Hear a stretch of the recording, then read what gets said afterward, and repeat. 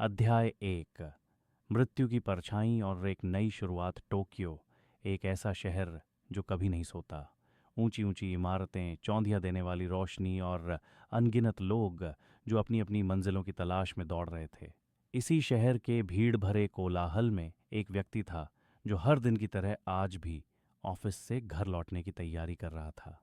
सतोरु Mikami, उम्र 37 वर्ष। सतोरु एक साधारण कर्मचारी था, न ज्यादा महत्वाकांक्षी, न ही जिंदगी से कोई खास शिकायत। वह बस संतुलन चाहता था, एक शांत जीवन। उसके दोस्तों की शादी हो चुकी थी, कुछ के बच्चे भी स्कूल जाने लगे थे, लेकिन सतोरु अब तक अकेला। और उसे कोई अफसोस नहीं था। अरे मिकामी सान, आपकी शादी कब होगी? एक जूनियर ने चुटकी ली। जब भगवान खुद आकर कहेगा तब सोचूंगा, सतोरु ने मुस्कुराकर जवाब दिया। उसी वक्त उसका एक और जूनियर, तामुरा, तेजी से ऑफिस में घुसा। सर, मेरी गर्लफ्रेंड मिलने आई है, मैं उसे स्टेशन तक छोड़ने जा रहा हूं, वह बोला। अरे वाह, बधाई हो, पहली बार, सतोरु ने चिढ़ाते हुए कहा। तामुरा हंस पड़ा और दोनों बाहर निकल गए। सतोरु के मन में एक सुकून था।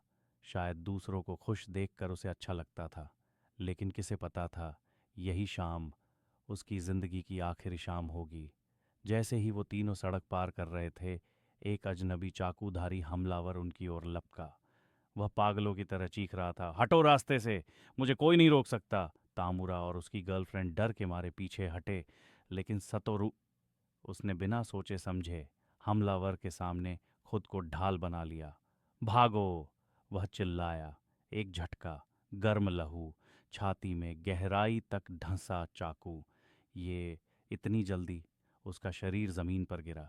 आसमान अब धुंधला हो रहा था। भीड़ इकट्ठा हो गई, पर आवाजें अब सिर्फ गूंज बन गई थीं।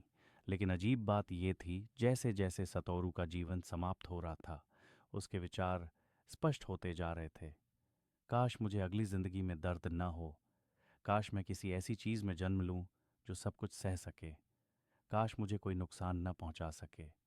और हर एक विचार पर एक यांत्रिक आवाज वो उसके दिमाग में गूंज रही थी। दर्द अनुभूति अक्षम किया जा रहा है, भौतिक प्रतिरोध सक्रिय किया जा रहा है, हीट रेजिस्टेंस लागू। मरते वक्त उसकी इच्छाएं आदेशों की तरह सुनी जा रही थीं।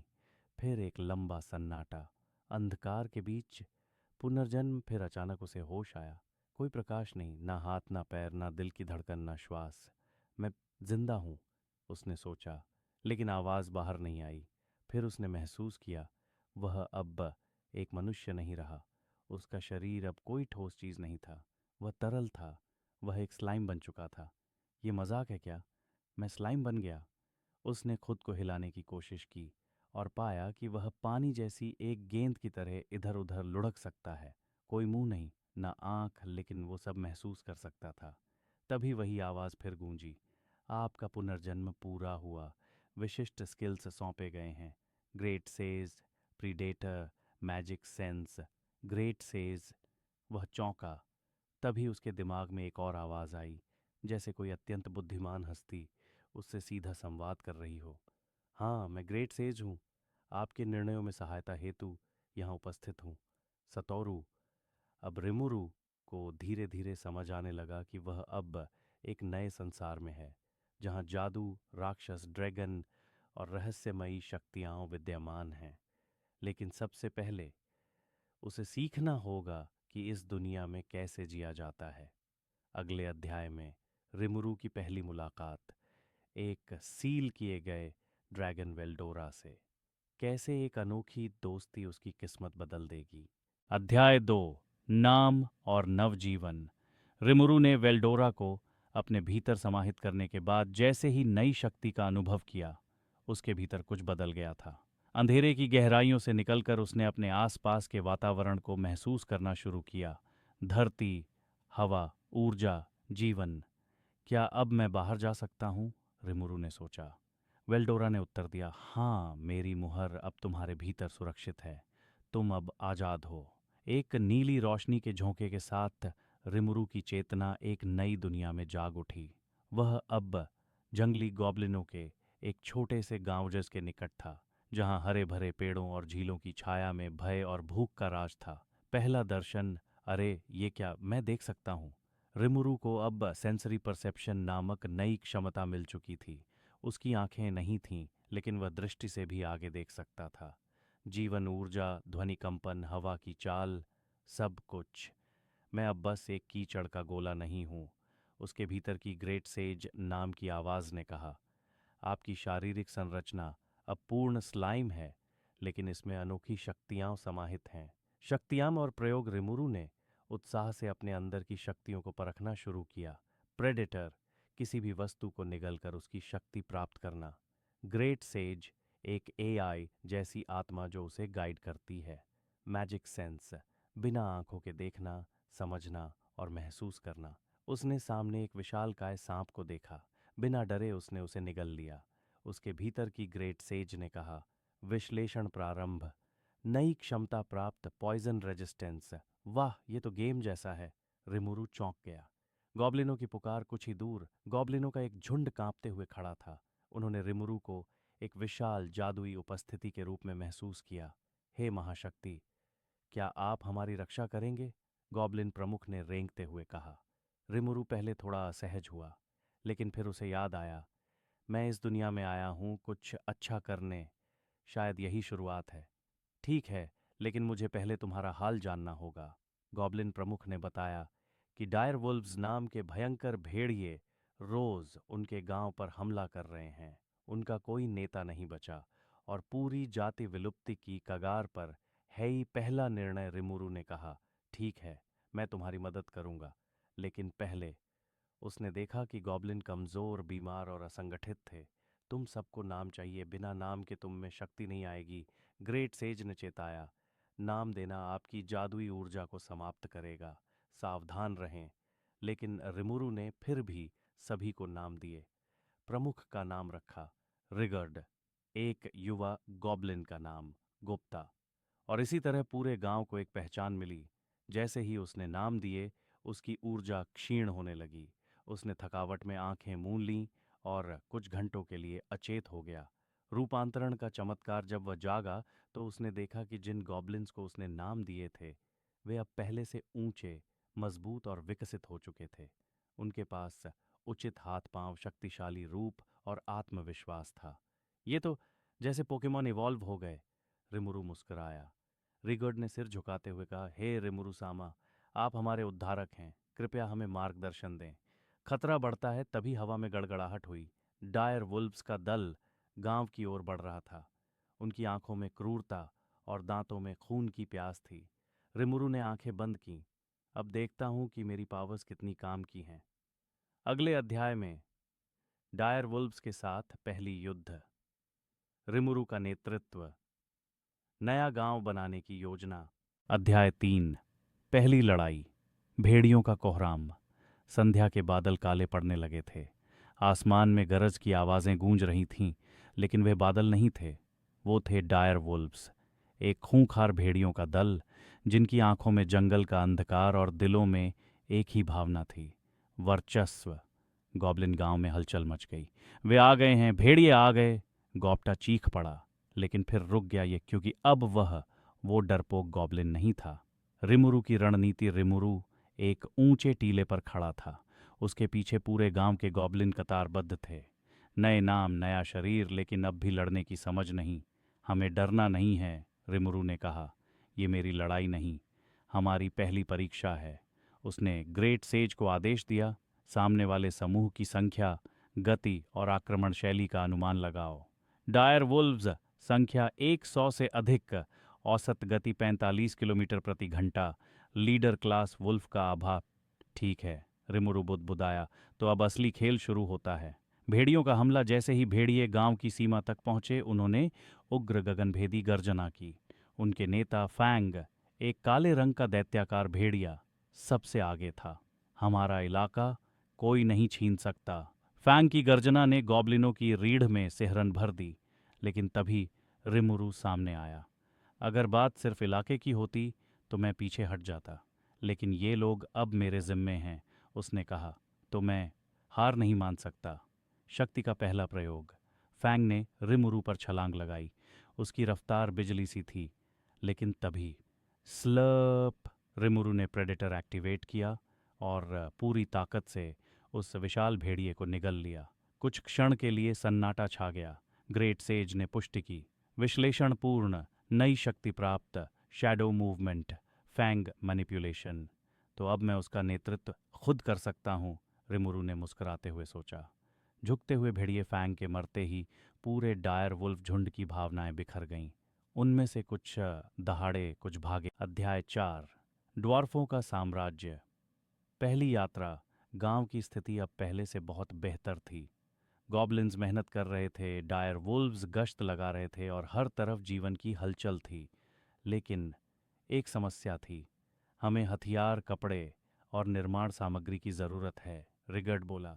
हमारे पास संसाधन हैं लेकिन तकनीक नहीं। रिमुरु ने गहरी सांस ली। हमें अब बाहर की दुनिया से संपर्क करना होगा, ग्रेट सेज ने सुझाया।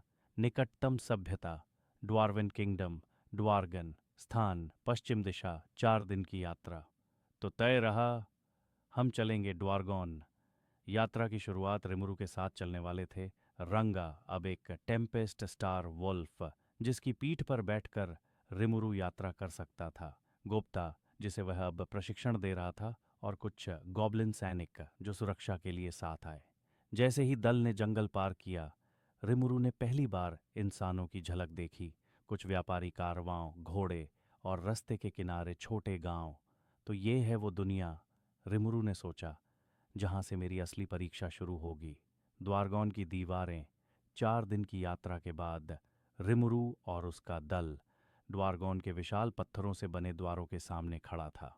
ये शहर एक गुफा के भीतर बना था, लेकिन इसमें चमक, आधुनिकता और जादू का अद्भुत संतुलन था। पहाड़ों के भीतर बसा हुआ ये शहर व्यापार, निर्माण और शक्ति का केंद्र था। लेकिन जैसे ही रिमुरु गेट के अंदर घुसा, रुको, तुम क्या हो? एक सैनिक ने तलवार तान दी। मैं एक स्लाइम हूं, रिमुरु ने सीधा उत्तर दिया। स्लाइम और वो भेड़िया, ये खतरनाक प्राणी हैं, हिरासत में लो इन्हें। पहली गिरफ्तारी, रिमुरु को बिना सवाल जवाब के जेल में डाल दिया गया। गोप्ता और रंगा को भी कैद कर लिया गया। वाह, शानदार शुरुआत, रिमुरु ने कहा। अभी तक किसी को मारा नहीं, फिर भी अपराधी बन गया। लेकिन जेल में उसने 2 नए लोगों से मुलाकात की। काइजिन, एक ड्वार्फ इंजीनियर जिसे एक रॉयल नाइट से भिड़ने के कारण बंद किया गया था, और उसके 3 साथी शिल्पकार, गर्म, डोल्ड और मायर्ड। काइजिन ने बताया, हम राजा के लिए काम करते थे, लेकिन राजनीति में फंसकर हमारी सारी मेहनत छीन ली गई। रिमुरु ने मुस्कुराते हुए कहा, तो चलो मिलकर कुछ बड़ा करते हैं।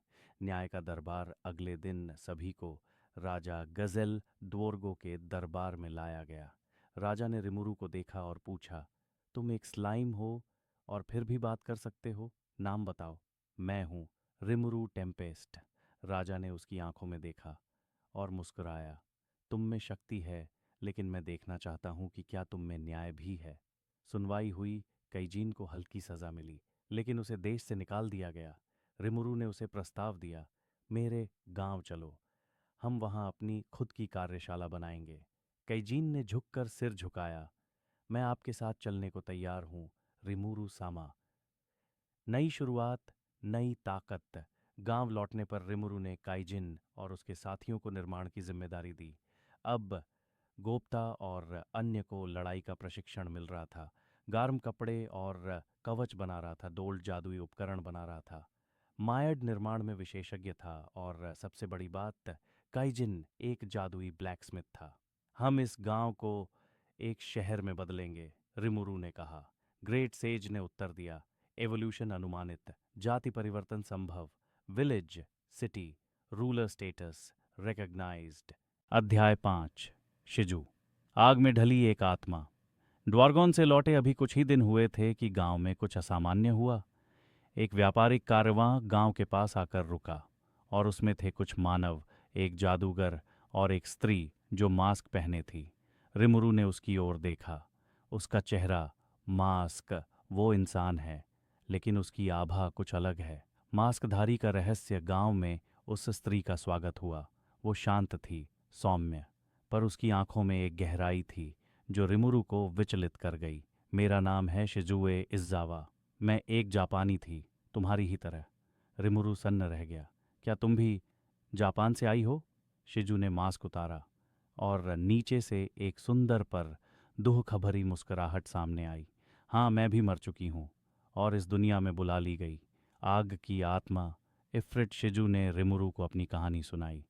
द्वितीय विश्व युद्ध के समय जब टोक्यो जल रहा था, मैं मारी जा रही थी, लेकिन तभी एक जादूगर ने मुझे इस दुनिया में बुलाया और मेरी आत्मा से बांध दिया गया, एक आग के राक्षस से, इफ्रिट।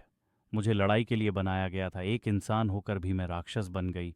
रिमुरु ने उसकी ओर सहानुभूति से देखा। तुम अब अकेली नहीं हो शिजू, मैं भी उस दर्द से गुजरा हूं, ज्वालामुखी की क्रूरता पर। तभी इफ्रिट ने अपना नियंत्रण खो दिया। शिजू की आंखें जलने लगीं और उसका शरीर कांपने लगा। नहीं नहीं, वो वापस आ रहा है, बचो रिमुरु। अचानक गांव के बीच में आग की एक लपट उठी और इफ्रिट बाहर आ गया। वो एक ज्वालामुखी राक्षस था जिसकी हर सांस से लपटें निकलती थीं। गॉब्लिन्स और ड्वार्फ भागने लगे। रंगा ने मोर्चा लिया, पर रिमुरु ने कहा, नहीं, ये मेरी लड़ाई है। ग्रेट सेज ने कहा, आक्रमण मोड सक्रिय, यूनिक स्किल प्रेडेटर, तैयारी शुरू करें। पहली असली लड़ाई। रिमुरु ने इफ्रिट पर हमला बोला। जलती लपटें उसके चारों ओर लहरा रही थीं, पर वो बिखरता नहीं था। वो स्लाइम था, लचीला और धैर्यवान। इफ्रिट ने ज्वालाएं छोड़ीं, लेकिन रिमुरु ने उन्हें सोख लिया। ग्रेट सेज ने प्रक्रिया पूरी की। Skill acquired, flame control, unique magic, fire immunity, spirit capture complete. Rimuru ने इफ्रिट को निगल लिया। विदाई की घड़ी। शिजू अब शांत थी, उसकी आंखें बंद थीं। अब मेरी आत्मा आज़ाद है, उसने धीमे से कहा, पर मैं जानती हूँ तुम इस दुनिया को बदल सकते हो रिमुरु। मेरे सपनों को आगे बढ़ाओ। रिमुरु ने उसे अपनी आत्मा में स्थान दिया और उसका नाम, उसकी यादें अपना लीं। अब रिमुरु के पास था उसका मास्क, उसकी ताकत और उसकी इच्छाएं। अगले अध्याय में रिमुरु बनता है एक नया नामित राक्षस, टेम्पेस्ट का राजा। अन्य राक्षस कबीले उसकी ओर आकर्षित होने लगते हैं।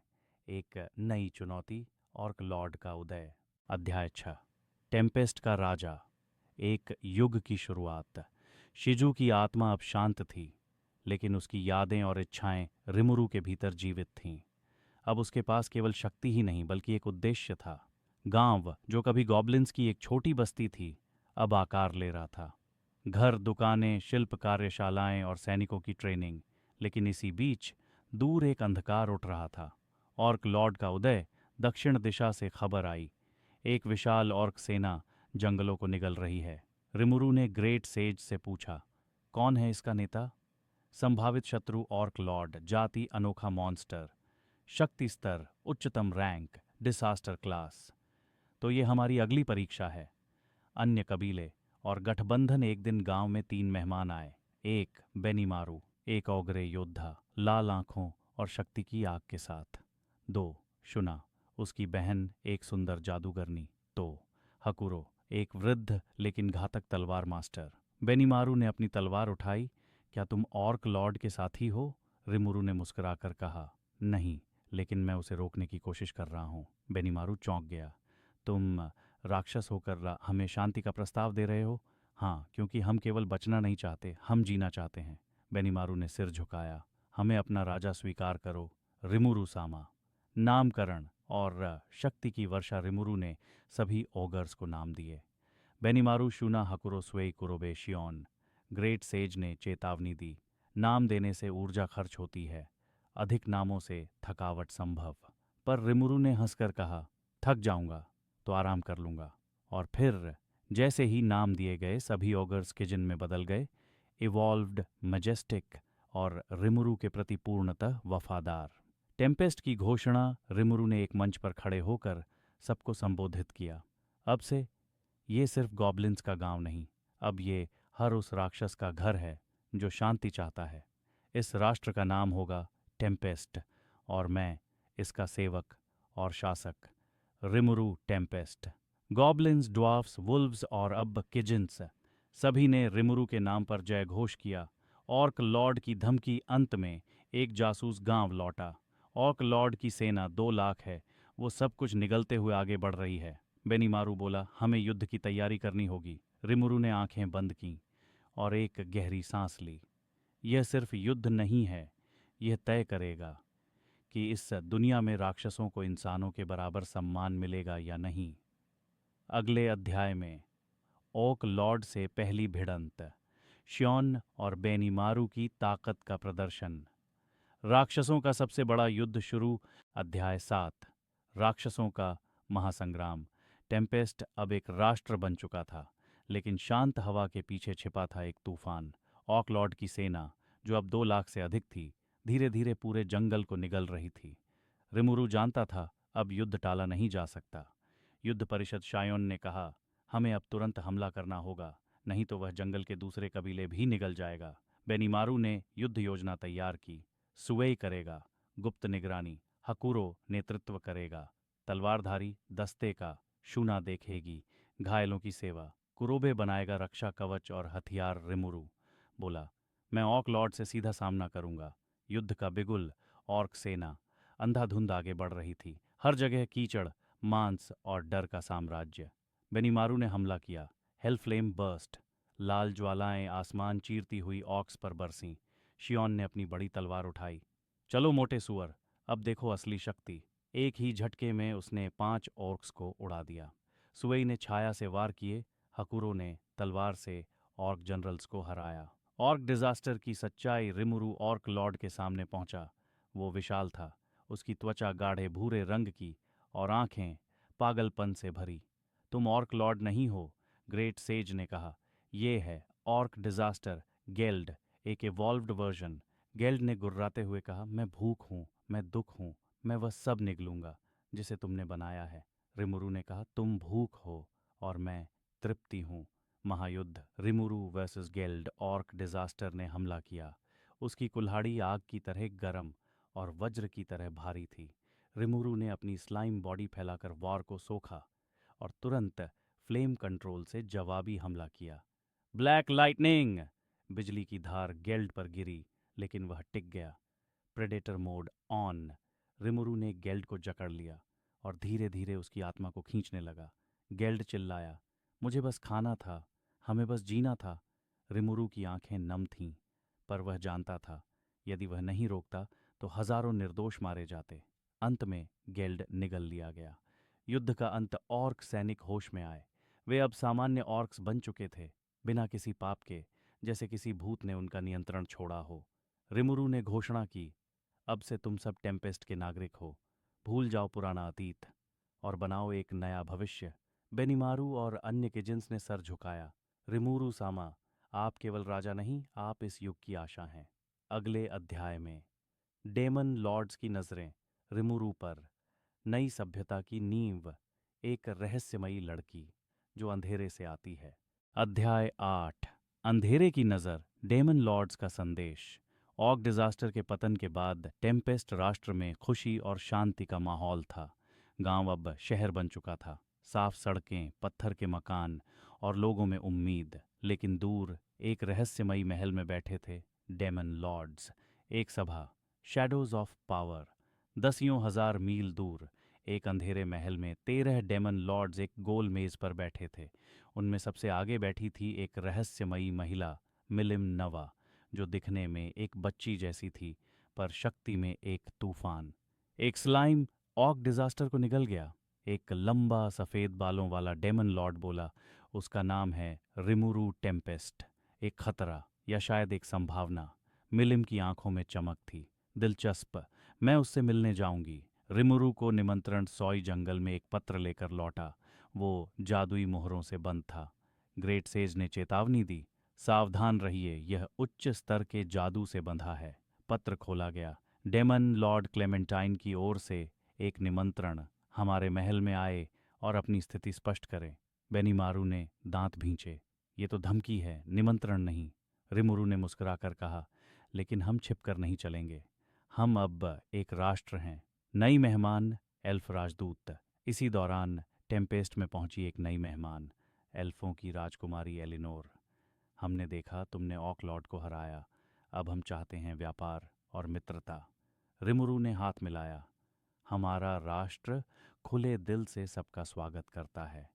लेकिन ग्रेट सेज ने एक चेतावनी दी, इस महिला की पहचान 100% सत्य नहीं, उसके अंदर कोई छिपा हुआ रहस्य है। मिलिम का आगमन। एक सुबह आकाश लाल हो गया, एक बिजली गिरी और वहां खड़ी थी मिलिम नवा। यूहू, क्या तुम ही रिमुरु हो? सब गार्ड तैयार हो गए, लेकिन रिमुरु ने हाथ उठाया। मैं ही हूं। तुम कौन हो? मिलिम मुस्कुराई। मैं एक डेमन लॉर्ड हूं और अब से तुम्हारी दोस्त। शुरू हुआ था एक अनोखा बंधन जो भविष्य की दिशा बदलने वाला था। अगले अध्याय में मिलिम और रिमुरु की दोस्ती या खतरा, जासूसों की साजिश, और पहली बार रिमुरु का सामना एक देवता स्तरीय खतरे से। अध्याय 9। छुपे हुए चेहरे और भविष्य का संकेत। मिलिम अब टेम्पेस्ट में एक मेहमान की तरह रह रही थी, या कहें एक तूफान की तरह जो मुस्कुरा रहा था। वह एक शक्तिशाली डेमन लॉर्ड थी, पर उसका स्वभाव बच्चे जैसा था, मस्तीखोर, जिद्दी और बेहद सीधा। मिलिम की धमाल चूना ने उसके लिए खास खाना बनाया। ये है हमारा विशेष मसाला करी। मिलिम ने एक कौर लिया और उसकी आंखों में आंसू भर आए। ये तो सबसे ज्यादा मज़ेदार चीज़ है जो मैंने खाई। उसने बर्तन उठाया और बोली, अब मैं यहाँ रहूंगी, यही मेरा घर है। रिमुरु हंसा, लेकिन उसके मन में एक सवाल था। मिलिम यहाँ क्यों आई है? सिर्फ दोस्ती या कुछ और? शत्रु छाया में उसी रात स्वे लौट कर आया। रिमुरु सामा एलिनोर, वो एल्फ राजकुमारी, असल में एक जासूस है। वो काम कर रही है एक रहस्यमयी संगठन के लिए, मॉडरेट हार्लिक्विन अलायंस। रिमुरु की आंखें संकुचित हो गईं। हमें सतर्क रहना होगा, कोई हमारी शांति को तोड़ना चाहता है। ग्रेट सेज बोली, यह संगठन समय से पहले सक्रिय हो रहा है और यह जुड़ा है एक प्राचीन भविष्यवाणी से। भविष्यवाणी का रहस्य हकुरो रिमुरु को एक पुरानी गुफा में ले गया, जहां पत्थरों पर कुछ लेख अंकित थे। ग्रेट सेज ने अनुवाद किया। जब नीला राजा उठेगा, तब राक्षस और मनुष्य का संधि समय निकट होगा, लेकिन उसकी शक्ति से भयभीत होंगे पुराने देवता, और छाया से उठेगा एक काला सिंहासन जो पूरी दुनिया को निगलना चाहेगा। रिमुरु चौंका। नीला राजा, क्या वो मैं हूं? हमला। छिपे शत्रुओं की पहली चाल। टेम्पेस्ट की सीमा पर अचानक हमला हुआ। कई छोटे गांवों पर अचानक राक्षसी प्राणी, मैरियोनेट ज़ॉम्बीज़, ने धावा बोल दिया। ये प्राणी खुद सोच नहीं सकते थे, कोई उन्हें नियंत्रित कर रहा था। बेनिमारू, शियोन और सुवे तुरंत हरकत में आए। हम इन्हें रोक लेंगे, बेनिमारू ने कहा। लेकिन तब हवा में एक चीख गूंजी। हमें मजा आएगा रिमुरु सामा, असली खेल अभी शुरू हुआ है। एक जोकर नुमा आवाज थी। क्लेमैन, ग्रेट सेज फुसफुसाई। क्लेमैन का परिचय। क्लेमैन एक और डेमन लॉर्ड, पर उससे भी खतरनाक। वह था एक कठपुतली मास्टर। वह रिमुरु को खेल समझता था और अब उसे एक मोहरे की तरह नचाने की तैयारी कर चुका था। अगले अध्याय में क्लेमेन की पहली चालें और रिमुरु की प्रतिक्रिया। मिलिम के भीतर छिपे राज और रिमुरु की पहली यात्रा डेमन लॉर्ड्स की सभा में। वालपुर्गिस बैंक्वेट। अध्याय 10। वालपुर्गिस, राक्षसों की महासभा। शांत हवाएं, गहरी साजिशें। क्लेमैन के हमले विफल हुए, लेकिन रिमुरु अब जान चुका था कि टेम्पेस्ट को एक बड़े जाल में खींचा जा रहा है। मिलिम, जो अब भी मासूम और मस्त लगती थी, कुछ छिपा रही थी। उसकी आंखों में बार बार एक अनजानी चमक दिखती। शियोन बोली, रिमुरु सामा, वो मिलिम अब पहले जैसी नहीं लगती। स्वे की रिपोर्ट थी। मिलिम की हरकतें किसी और के प्रभाव में दिख रही हैं। हमें सतर्क रहना होगा। निमंत्रण। वालपुर्गिस का बुलावा। एक दिन हवा में एक काला घेरा फूटा और एक डेमन जैसे प्राणी ने आकर झुकते हुए कहा, डेमन लॉर्ड क्लेमैन ने रिमुरु टेम्पेस्ट को वालपुर्गिस में आमंत्रित किया है। डेमन लॉर्ड्स की सभा। बेनिमारू ने गरज कर कहा, यह तो जाल है। लेकिन रिमुरु मुस्कुराया। अगर मुझे एक डेमन लॉर्ड की तरह आमंत्रित किया गया है तो मैं जाऊंगा, मगर अकेला नहीं। तैयारी। रिमुरु का रूपांतरण एक स्लाइम नहीं था। ऑक लॉर्ड को निगलने के बाद वो एक ट्रू डीमन लॉर्ड की राह पर था। उसने ग्रेट सेज से पूछा, मुझे पूर्ण डेमन लॉर्ड बनने के लिए क्या करना होगा? ग्रेट सेज, तुम्हें आत्मा और जादू की गहराई में उतरना होगा और खुद से सामना करना होगा, तब जाकर एवोल्यूशन पूरा होगा। रिमुरु ने आंखें बंद कीं और एक जादुई ध्यान में चला गया। अंदर उसकी मुलाकात हुई एक अन्य रिमुरु से, जो अधिक गंभीर, ठंडा और शक्तिशाली था। अगर तुम डरते हो खोने से, तो ताकत का बोझ सह नहीं पाओगे, और तभी रिमुरु के अंदर फूटी नई शक्ति। वो अब बना डेमन लॉर्ड रिमुरु टेम्पेस्ट। सच्चा रूपांतरण अधूरा लेकिन प्रकट हो चुका था। वालपुर्गिस में पहली बार डेमन लॉर्ड्स की सभा एक रहस्यमयी आयाम में होती थी, जहां समय और स्थान का कोई नियम नहीं। रिमुरु, बेनिमारू, शियोन और सुवेई वहां पहुंचे। वहां पहले से मौजूद थे क्लेमैन, चालाक, मक्कार; फ्रे, शांत और खतरनाक; कैरियन, भालू जैसे बलवान और सबसे पहले बैठी थी; मिलिम नवा, जो अब चुप और कठोर दिख रही थी। क्लेमैन हंसते हुए बोला, मैं प्रस्ताव रखता हूँ रिमुरु को डेमन लॉर्ड मानने से इनकार किया जाए और उस पर हमला किया जाए। रिमुरु खड़ा हुआ, उसकी आवाज़ अब गूंजती हुई थी। और मैं प्रस्ताव रखता हूँ क्लेमैन को डेमन लॉर्ड से गिरा दिया जाए, क्योंकि वो इस पद के लायक नहीं। सभा में सन्नाटा छा गया। अगले अध्याय में रिमुरु बनाम क्लेमैन, पहली सीधी भिड़ंत। मिलिम की सच्चाई का खुलासा। क्या वो किसी की कठपुतली है? और डेमन लॉर्ड्स के बीच बट